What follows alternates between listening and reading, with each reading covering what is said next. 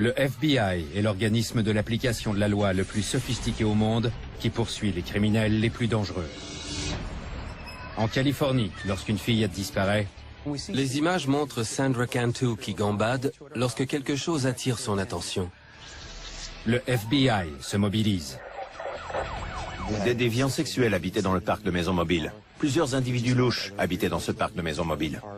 Quelles étaient les chances de retrouver Sandra vivante? Enquête FBI.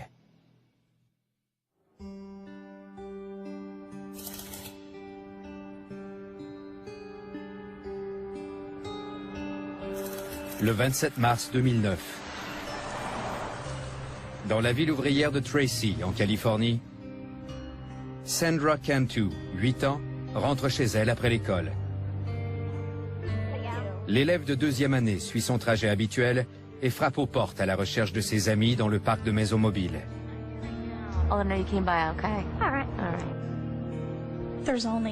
Il y a seulement une centaine de résidents dans le parc et ils sont étroitement liés.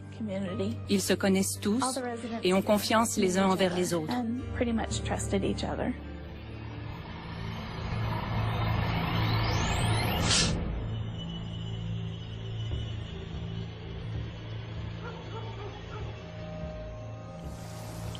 Les heures s'écoulent et Sandra ne rentre pas pour le souper.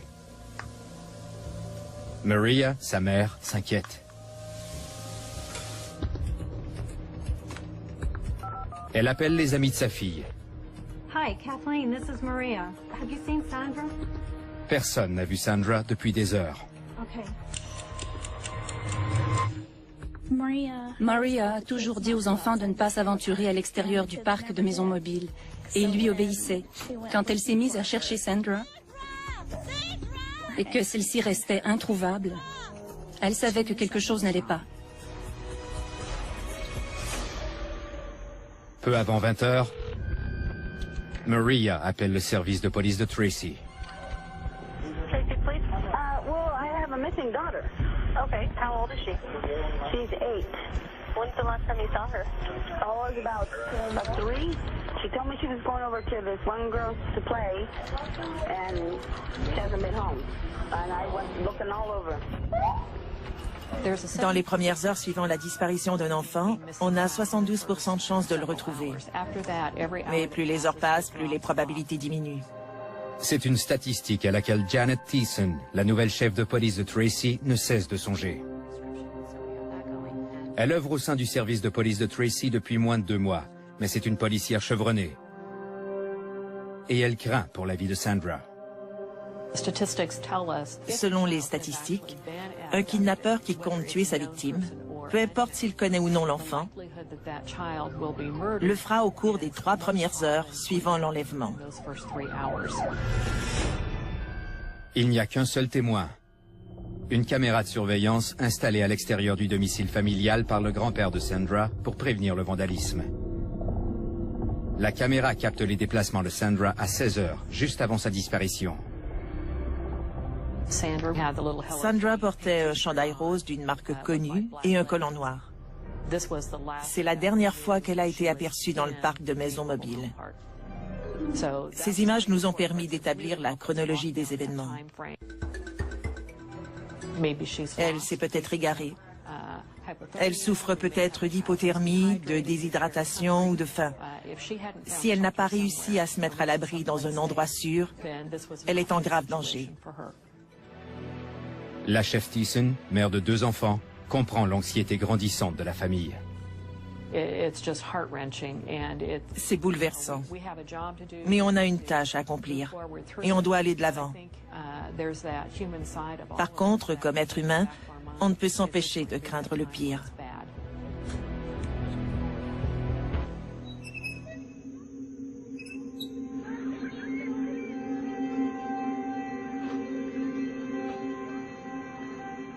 À l'aube, les bénévoles ratissent le quartier à la recherche de Sandra. On a déployé un hélicoptère doté d'imagerie thermique pour repérer les sources de chaleur dans la zone ciblée. Des bénévoles ont également fait du porte-à-porte pour demander aux gens des résidences et des commerces avoisinants s'ils avaient vu Sandra. Malheureusement, on n'a obtenu aucun indice. Elle semblait s'être volatilisée. Sans suspect et sans description d'un véhicule, la police de Tracy est perplexe. Elle émet une alerte concernant la disparition de Sandra, mobilisant ainsi les Squad Card, expertes des enquêtes sur les enlèvements d'enfants. L'escouade est composée d'experts qui peuvent se mobiliser partout au pays en moins de 4 heures. Le chef d'équipe Joseph Bryan et ses collègues se précipitent vers Tracy dès que l'alerte est lancée. Dès que l'on a répondu à l'appel du service de police de Tracy, les policiers nous ont demandé quelles étaient les chances de retrouver Sandra vivante. Selon les statistiques, 97% des enfants disparus sont morts après avoir manqué à l'appel pendant autant d'heures. Mais le FBI et le service de police ont le devoir de se concentrer sur la probabilité de 3% qu'elle soit encore en vie. Pour la première fois en 15 ans de carrière, l'agent spécial Bryan voit de ses propres yeux l'enjeu auquel il fait face. Il visionne les derniers moments de Sandra avant sa disparition. Comme agent du FBI, j'ai rarement la chance d'être témoin de telles images, et celles-ci m'ont profondément troublé.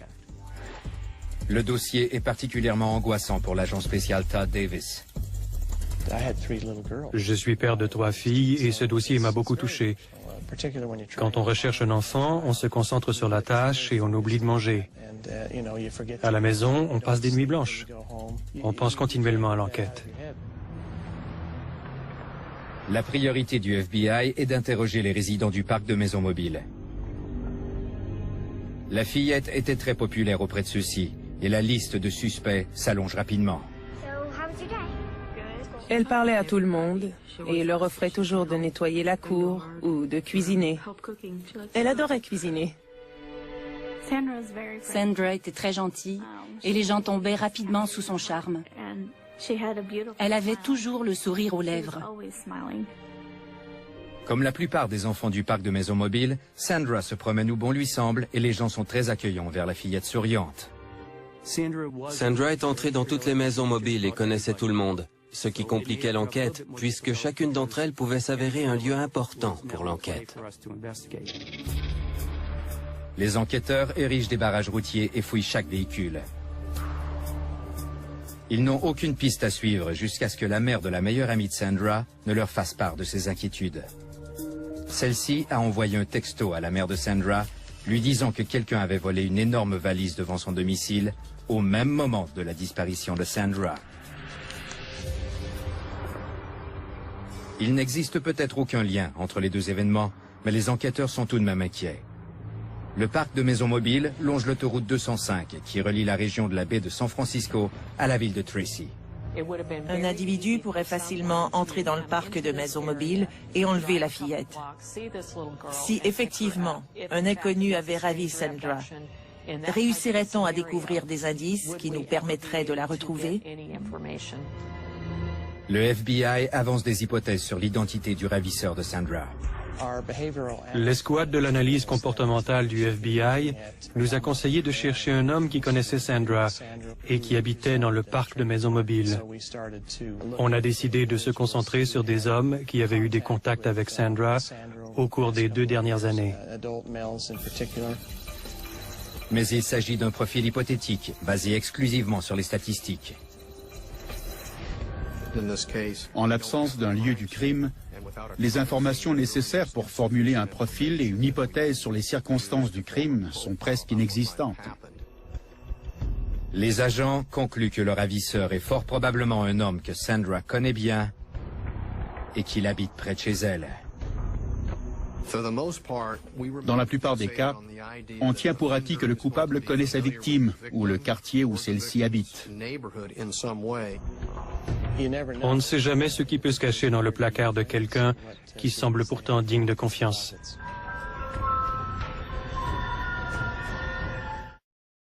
Le 29 mars 2009, Sandra Cantu, 8 ans, est disparue du parc de maisons mobiles de Tracy depuis maintenant 16 heures. la fillette semble s'être volatilisée. Quelles étaient les chances de retrouver Sandra vivante? On se fiait à la probabilité de 3% qu'elle soit encore en vie. L'enquêteur du service de police de Tracy, Tim Bauer, participe à l'enquête. Il a déjà mené d'autres enquêtes dans le parc de maisons mobiles et reconnaît la famille de Sandra. Il travaille d'arrache-pied pour trouver la fillette. Il est impossible de mettre ce genre de dossier de côté, même lorsqu'on est en congé. On veut travailler 24 heures sur 24 pour retrouver l'enfant disparu. Le FBI collabore avec le service de police de Tracy pour mettre en place un centre d'opération d'urgence. Les autorités déploient tous leurs effectifs.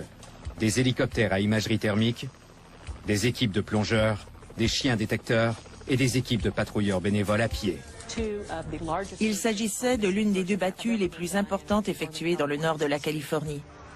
Environ 200 à 250 personnes cherchaient Sandra. Plusieurs des policiers nous ont avoué qu'ils avaient l'impression de chercher leur propre fille. Sandra est devenue la fillette de tous les citoyens de Tracy.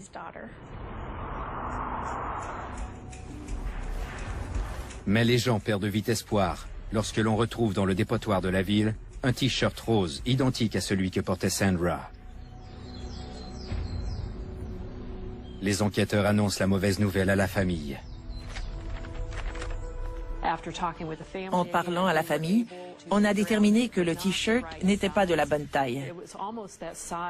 On a tous poussé un soupir de soulagement et continué à espérer que Sandra était encore vivante. Si Sandra est toujours vivante, les heures qui s'écoulent ne font rien pour aider les enquêteurs.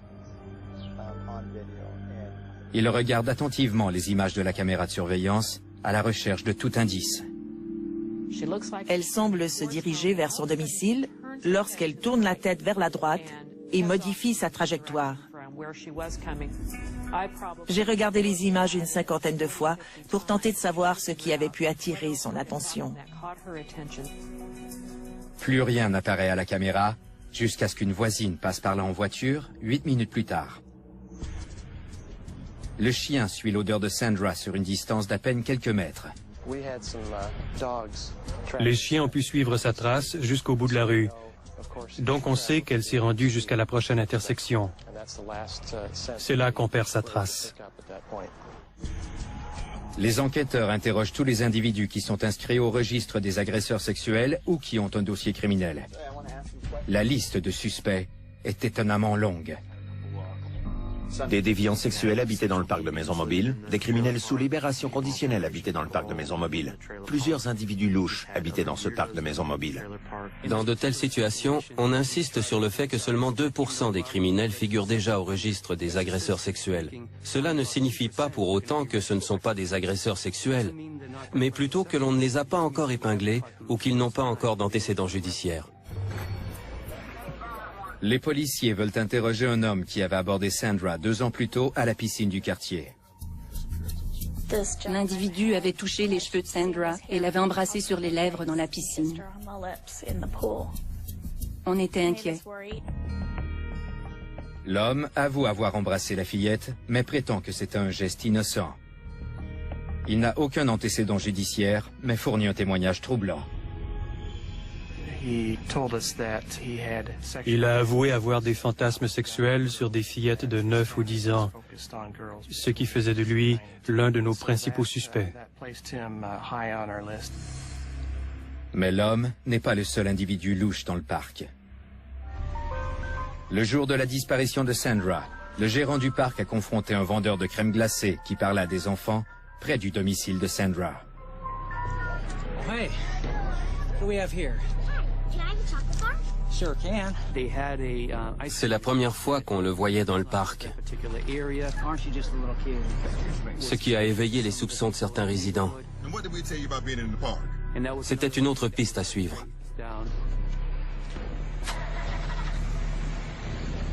Sandra est-elle tombée dans le piège d'un prédateur par naïveté? Sandra était une fille amicale, et l'on craignait que l'un de ces individus n'ait abusé de sa naïveté pour son propre plaisir. À la tombée de la nuit, les enquêteurs n'ont toujours pas de piste viable. Les citoyens se rassemblent, chandelle à la main, pour soutenir la famille de Sandra. La communauté a témoigné son amour et son soutien. Les gens ont laissé des centaines et des centaines de peluches pour lui rendre hommage.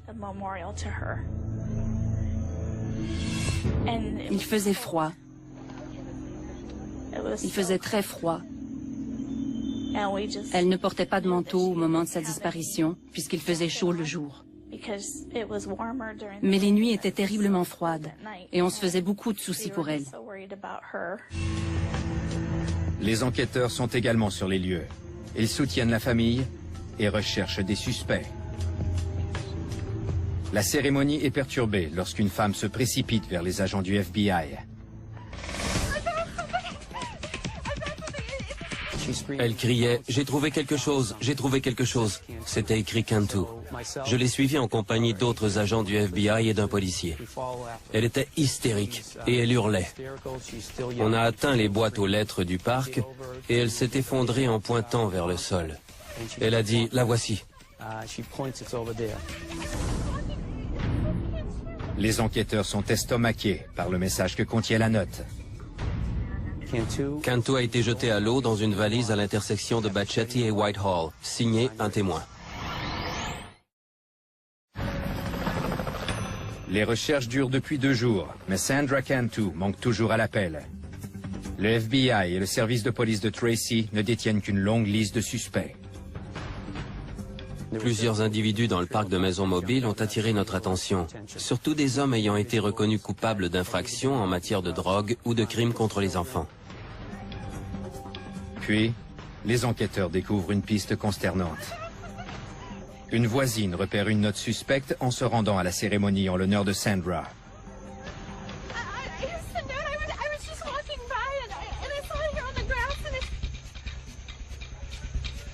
Les enquêteurs ramassent la note qui contient un message terrifiant. Le message disait « Cantu a été jeté à l'eau dans une valise à l'intersection de Batchetti et Whitehall, signé un témoin ». Thomas Testa, le procureur adjoint du comté de San Joaquin, se méfie. La note est fascinante puisque son auteur semble avoir volontairement commis des fautes d'orthographe. Les mots les plus simples sont mal épelés. Un expert du FBI l'a analysé et conclut que l'auteur tentait de dissimuler sa propre écriture. La note est-elle authentique ou est-ce que quelqu'un tente de distraire les enquêteurs de la vérité? Ceux-ci ne prennent aucun risque. À l'aube, les enquêteurs ordonnent la fouille des bassins près de l'intersection, à 4 km du parc de Maison Mobile. L'intersection est bordée par une rivière et une ferme laitière où l'on retrouve plusieurs bassins de décantation dans lesquels s'écoule le fumier de vache. Les enquêteurs ignorent où entamer leur fouille. Les bassins de décantation compliquent terriblement les fouilles, puisque les eaux usées de la ferme laitière s'y écoulent et nuisent à la vision des plongeurs. Les enquêteurs ignorent si le corps de Sandra se trouve dans le bassin. Ils ont beaucoup de questions et se tournent vers la femme qui a découvert la note. Melissa Huckabee, 28 ans, dont la valise a été dérobée devant son domicile le jour de la disparition de Sandra. Quand les agents ont interrogé Melissa Huckabee, elle leur a dit être terrifiée par la note, puisque selon elle, sa valise était assez grande pour y placer un enfant. Une amie de la famille, Melissa est une mère célibataire qui élève sa fille de 5 ans chez ses grands-parents. Sa fille est la meilleure amie de Sandra. Sa fille jouait avec Sandra et sa famille fréquentait assidûment l'église. Son grand-père était le pasteur de l'église tout près d'ici et elle y enseignait le catéchisme. On lui faisait confiance et on se sentait en sécurité avec elle. Mais les enquêteurs se méfient de Melissa et poursuivent leur enquête. Selon les statistiques, elle ne correspondait pas au profil du suspect dans ce genre d'enquête, mais puisqu'elle s'était immiscée dans ce dossier et que son histoire était peu crédible, elle a éveillé les soupçons. Melissa a un alibi partiel. Au moment de la disparition de Sandra, Elle était seule dans l'église de son grand-père et décorait sa salle de classe. Le registre des appels démontre qu'elle a appelé le gérant du parc de maisons mobiles au moment où l'on portait Sandra disparue. Malgré cela, les enquêteurs fouillent sa voiture. On a découvert un bout de papier bleu autocollant. En l'analysant de plus près, on y a aperçu des gribouillis faits à la main. Une analyse approfondie de la note dévoile une preuve incriminante. Nos experts judiciaires ont isolé les gribouillis pour en ajuster la couleur, le contraste et l'ombrage. Ils y ont découvert 3 mots: Bacchetti, Whitehall et eau. C'est l'adresse sur la note que Melissa prétend avoir trouvée. Est-elle l'auteur du message sinistre? La chambre de Melissa est sans dessus-dessous, mais les enquêteurs y découvrent un cahier à spirale sous la table de chevet. La note a été écrite sur le même papier et il manque une page dans le cahier. On y voyait également une écriture que l'on a déchiffrée à l'aide d'une source de lumière. Les experts judiciaires ont découvert des lettres identiques à celles de la note anonyme. Les enquêteurs sont convaincus que Melissa a écrit la note. Mais pourquoi? Veut-elle attirer l'attention et devenir célèbre? Ou veut-elle apprendre ce que c'est la police et si celle-ci est sur le point de l'identifier? Malgré les soupçons qui l'entourent, Melissa collabore avec les enquêteurs et leur offre des informations importantes concernant un autre voisin louche. De temps en temps, Sandra se rendait chez lui pour jouer à des jeux de société. L'homme est relié à un incident fâcheux concernant une autre fillette dans le parc de maisons mobiles. La fillette de 7 ans avait été droguée et il avait aidé la mère de celle-ci à la transporter à l'hôpital. À l'arrivée des policiers, il a abruptement quitté les lieux, ce qui nous a porté à croire qu'il cachait quelque chose.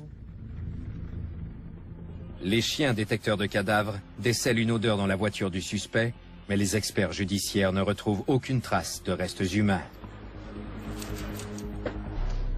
Les résidents du parc offrent d'autres informations troublantes. Les policiers sont étonnés lorsqu'un homme et son beau-fils qui partagent une maison mobile leur montrent des photos de Sandra sauvegardées dans leur téléphone mobile. Son short était déboutonné et elle était assise sur les genoux d'un homme. Ils ont avoué qu'elle venait souvent dans leur chambre à coucher et cela nous a troublés profondément. Les policiers fouillent leur maison mobile et découvrent un ordinateur qui contient des images douteuses d'enfants, ainsi qu'un ours en peluche qui servait à la masturbation. Mais les 2 hommes n'ont aucun antécédent de crime contre les enfants. Sandra manque à l'appel depuis 1 semaine, et son voisinage idyllique se transforme en musée des horreurs.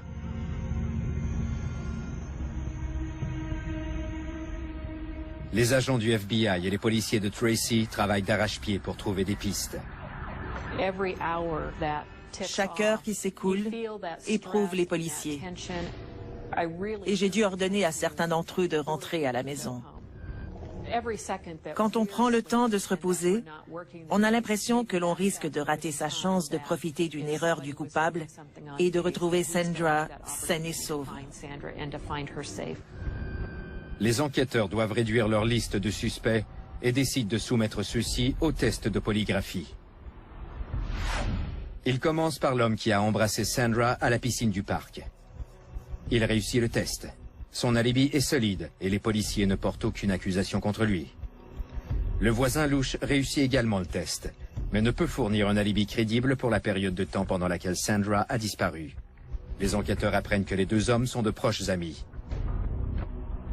Ont-ils travaillé ensemble? L'homme et son beau-fils, qui possédaient des photos douteuses d'enfants, se soumettent également au test de polygraphie, et les résultats sont troublants. Les 2 hommes ont échoué quand on leur a demandé s'ils étaient impliqués dans la disparition de Sandra. Les autorités poursuivent ces pistes lorsqu'ils font une découverte tragique. La valise refait surface.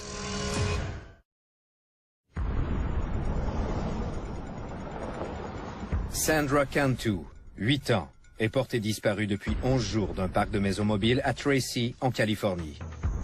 4 kilomètres plus loin, des travailleurs d'une ferme laitière découvrent une valise dans l'eau. Ils appellent le shérif qui accourt sur les lieux avec les policiers de Tracy et le FBI. Se trouvait-elle dans la valise? On voulait en avoir le cœur net, mais on ne pouvait pas ouvrir la valise sur les lieux pour protéger l'intégrité des cheveux, des fibres et de toute autre preuve qui risquait d'être à l'intérieur et qui pourrait dévoiler l'identité du tueur, si la valise contenait bel et bien la dépouille de Sandra. La valise n'a aucune marque d'identification, mais la fermeture éclair est retenue en place par une mince corde blanche. Au milieu des os usés, les experts judiciaires soulèvent la valise et la déposent dans un sac mortuaire. À cause du poids de la valise, on a su qu'elle contenait quelque chose. En transportant le sac mortuaire, on a tout de suite senti une odeur de décomposition. Les enquêteurs acheminent le sac au bureau du médecin légiste du comté de San Joaquin. Ils coupent la corde blanche qui retient la fermeture éclair et ouvrent la valise. À l'intérieur se trouve une fillette en position fétale. Les fiches dentaires et les vêtements confirment les craintes des enquêteurs. Il s'agit de Sandra Cantu. C'est dévastateur. On fait tout pour la retrouver vivante. On veut la retrouver. Mais on comprend qu'il est trop tard. La seule chose que l'on peut faire pour l'aider, c'est de retrouver le tueur. La dépouille de Sandra est habillée des vêtements qu'elle portait au moment de sa disparition. Les analyses toxicologiques dévoilent qu'on l'a droguée avec des benzodiazépines, de puissants tranquillisants. Son corps ne comporte aucune blessure, aucune ecchymose, aucune égratignure et aucune coupure, sauf une légère éraflure sur la paroi intérieure de sa lèvre inférieure. Le médecin légiste conclut qu'on l'a droguée, puis étouffée avant de la submerger dans le bassin. Mais il y a autre chose. Le médecin légiste a conclu qu'elle avait été agressée sexuellement à l'aide d'un objet, ce qui nous a laissés perplexes. Après avoir agressé Sandra, son bourreau l'a rhabillée.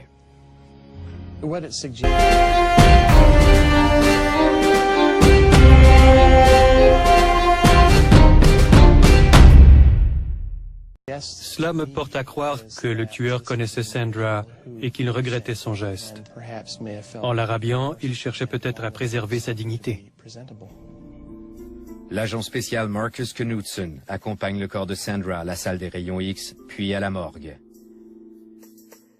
L'agent Knudsen, lui-même père d'une fillette, ne peut se résigner à la laisser seule dans le noir. C'est douloureux, parce que c'est une fillette. Elle avait toute sa vie devant elle. Comment quelqu'un peut tuer une fillette? Les enquêteurs recherchent maintenant un meurtrier, mais avant de poursuivre l'enquête, la chef de police, Janet Thiessen, doit annoncer la tragique nouvelle à la famille de Sandra. C'est très difficile lorsqu'un enfant est victime d'une telle tragédie.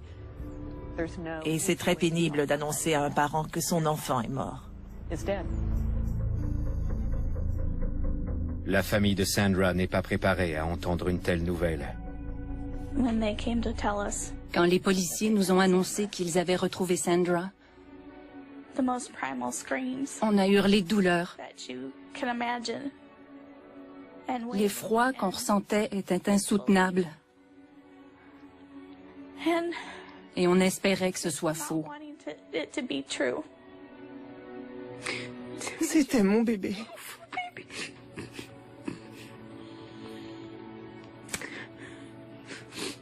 C'était ma jolie petite fille.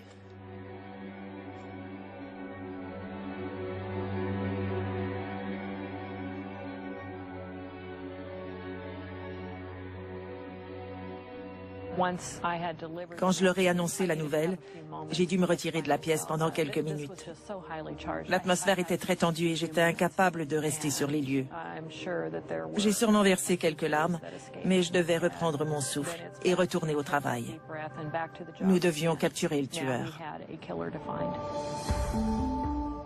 Le tueur est en liberté et les autorités craignent qu'il ne sévisse de nouveau.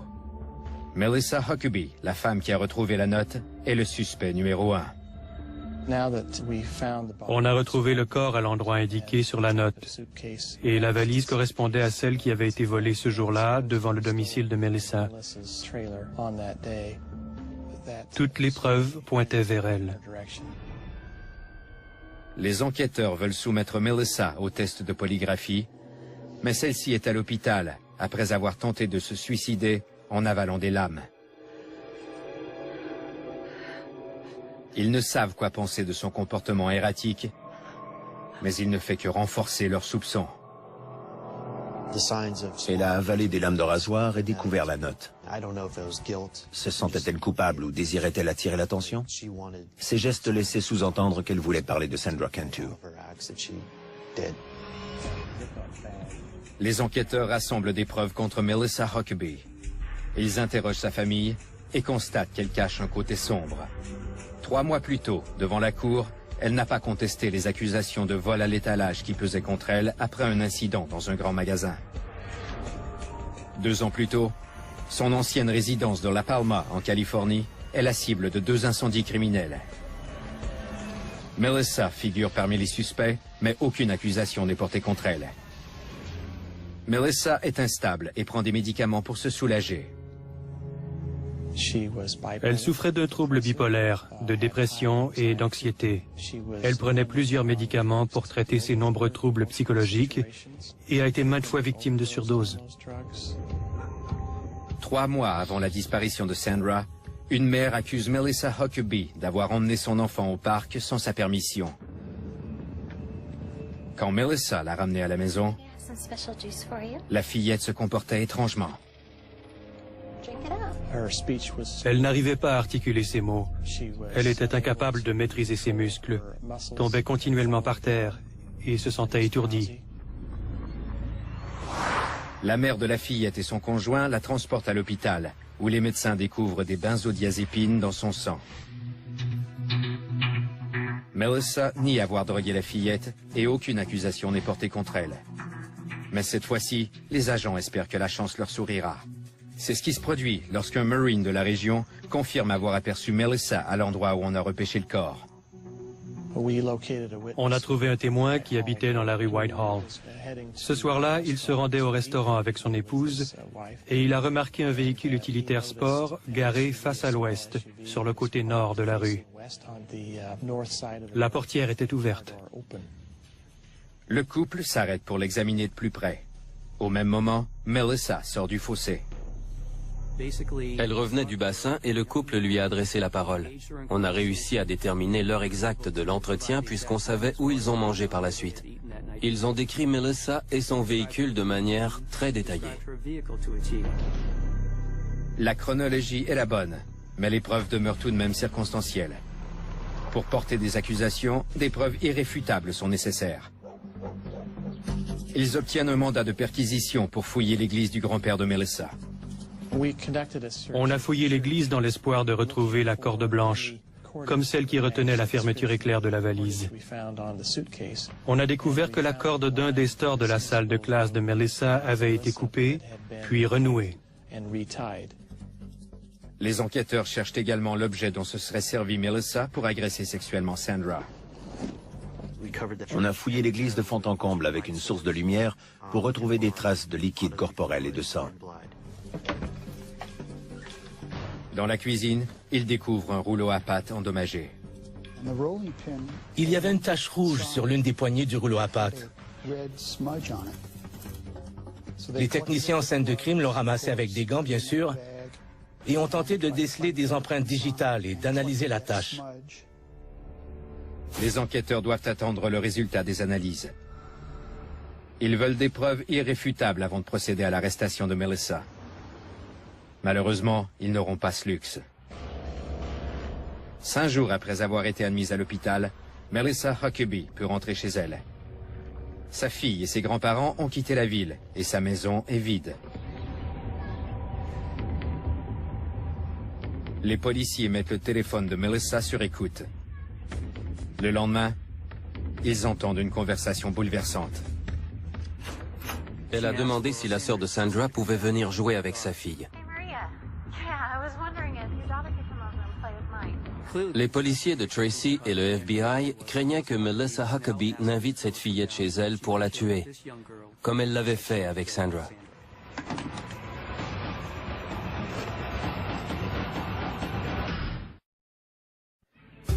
Le 10 avril 2009, 2 jours après avoir obtenu son congé de l'hôpital, Melissa Huckabee, soupçonnée du meurtre de Sandra Cantu, invite la sœur aînée de cette dernière chez elle pour jouer avec sa fille. Mais les policiers de Tracy et les agents du FBI craignent que ces plans ne soient beaucoup plus sinistres. Ça y est, elle tentait de tuer une autre fillette puisqu'elle croyait s'en être sortie indemne la première fois. La famille de Sandra ignore que l'on soupçonne Melissa du meurtre de la fillette et elle accepte d'envoyer la sœur de Sandra chez elle. Mon superviseur m'a dit de me rendre sur les lieux le plus vite possible en actionnant mes gyrophares, puis de rentrer calmement dans la maison, comme si de rien n'était, pour m'assurer que la fillette était saine et sauve. L'enquêteur Tim Bauer se précipite chez Melissa et anticipe déjà le pire. On a frappé à la porte et Melissa a ouvert. La fille d'une voisine était à l'intérieur et l'on craignait que ce soit la sœur aînée de Sandra, mais heureusement ce n'était pas le cas. Nonchalamment, l'enquêteur tente de convaincre Melissa de se présenter au poste pour livrer son témoignage. En quelque sorte, on jouait au chat et à la souris. On l'a laissé gagner les premiers rounds, mais notre objectif était d'obtenir ses aveux et de lui faire comprendre que nous savions qu'elle était la seule responsable de l'agression et du meurtre de Sandra. Dans la salle d'interrogatoire, l'enquêteur Bauer lui prouve qu'elle a écrit la note concernant la valise. On a pris le morceau de papier bleu et on l'a grossi sur du papier quadrillé pour qu'il occupe tout le mur. Il contenait les 3 mots Bachetti, Whitehall et O. On lui a dit que seule la personne qui savait où se trouvait la dépouille de Sandra aurait pu écrire cette note. Melissa nie tout. Après 5 heures d'interrogatoire, l'enquêteur Bauer confronte Melissa avec les preuves qui disloquent ses mensonges. Between 5:30 and 5:40, 2 people saw your car stopped on Whitehall Road. They saw you come from out of the bushes on Whitehall Road, and someone asked you what? When I was okay, and I said I was going to the bathroom. Mm-hmm. What were you doing, Melissa?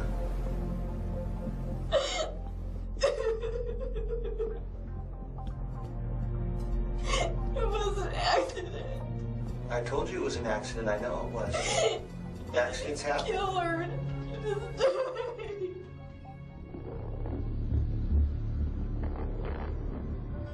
Selon Melissa, la mort de Sandra n'est qu'un tragique accident survenu lorsqu'elle jouait à la cachette avec sa fille. Melissa prétend qu'elle a oublié que Sandra se trouvait dans la valise. Elle s'est rendue à l'école pour travailler comme prévu. I went to church. I was there. And when I came outside, I looked at my suitcase. I went to take it out and it was heavy. And she was in there. And she wasn't breathing or anything.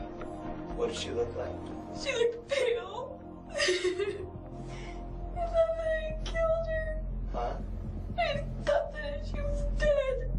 And I panicked. So what happened? I tried to wake her up and she wouldn't wake up. Melissa dit avoir tenté de réanimer la fillette, mais en vain. Elle laisse Sandra dans la valise et décide de cacher le corps dans le bassin.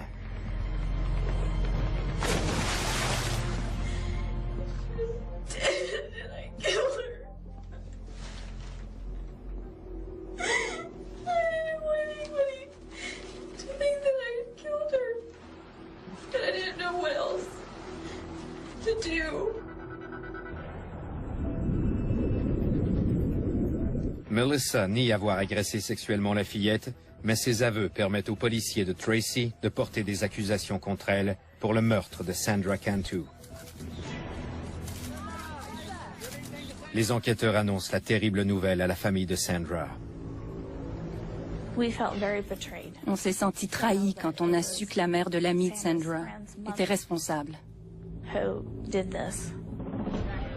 Les analyses judiciaires des preuves récupérées dans la maison de Melissa et dans l'église confirment ce que savent déjà les enquêteurs. La mort de Sandra n'était pas un accident. L'ADN de Sandra se trouve bel et bien sur le rouleau à pâte de métal dans la cuisine de l'église. Sandra n'avait jamais mis les pieds dans l'église. La preuve était fort incriminante. On compare les cordes du store de la salle de classe de l'église à la corde qui retenait la fermeture éclair de la valise. Le rapport du laboratoire indique que les cordes sont de la même taille, de la même couleur, de la même dimension et de la même substance que la corde retrouvée sur la valise. Un examen approfondi de l'ordinateur de Melissa Huckabee indique que cette dernière avait froidement planifié le meurtre de Sandra Cantu. On a découvert un article sur le meurtre d'une fillette assassinée par son grand-père. Ce dernier avait placé le corps dans une valise avant de la jeter à l'eau. Selon les preuves accumulées au cours de l'enquête, le meurtre semble prémédité et Melissa a saisi l'occasion qui s'est présentée à elle pour passer à l'acte. Les preuves judiciaires forment le dernier morceau du casse-tête et les enquêteurs s'y fient pour établir la chronologie des événements en commençant par les images de la caméra de surveillance. À 16 h, Sandra se dirige vers la maison de Melissa. Sandra, come on over here with me. Come here. You want to help me decorate the church? Sure. Okay, come on, let's get in. 8 minutes plus tard, on voit passer la voiture de Melissa.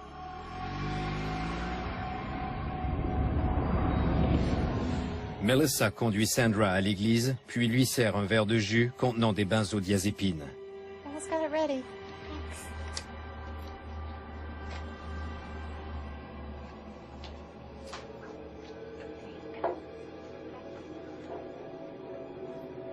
Go ahead, drink it all up.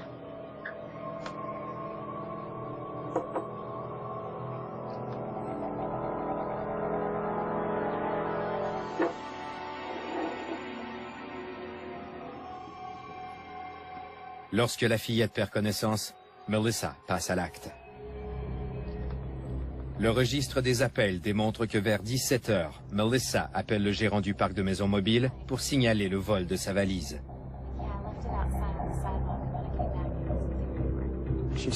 En rapportant le vol de sa valise, elle se protégeait.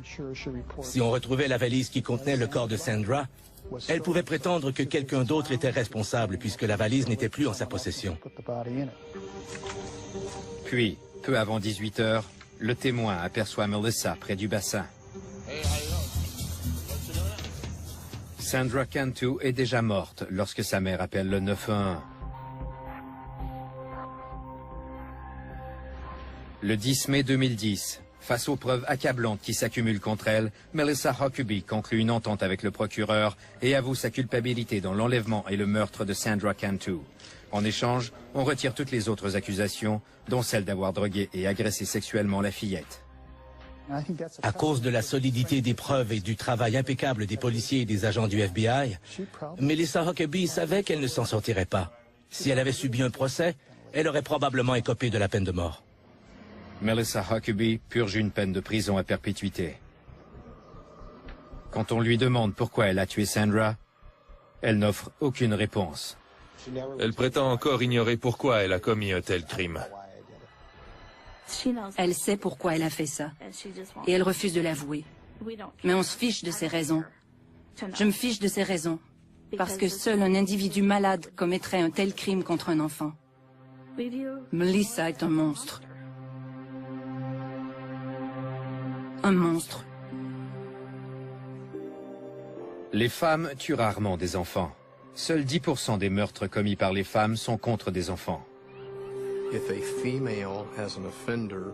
Lorsqu'une femme agresse sexuellement un enfant, les raisons de son geste se cachent dans ses émotions, que ce soit la colère, la rage, la vengeance ou toute autre émotion négative.